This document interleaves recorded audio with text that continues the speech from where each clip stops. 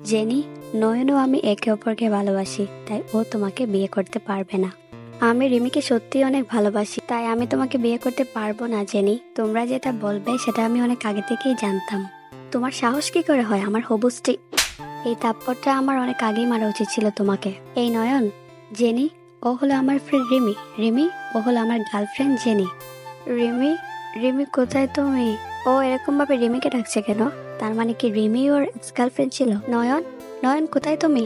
বিয়ের ড্রেসে কেমন লাগছে আমাকে নয়ন? খুব সুন্দর লাগছে। আমাকে তুমি ক্ষমা করে দাও নয়ন, সব দোষ আমার ছিল। তুমি এই বিয়েটা করো না। আমি তোমাকে এখনো আগের মতোই ভালোবাসি।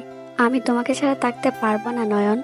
জেনি, সব দোষ আমারই ছিল, আমি ওর কাছে ফিরে এসেছি। এমনটা করো না রিমি, আমি তোমাকে এখনো ভালোবাসি।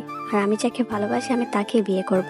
আমার সাথে তাহলে এতদিন তুমি ভালোবাসা নাটক করেছিলে? এই নাও তোমার রিং।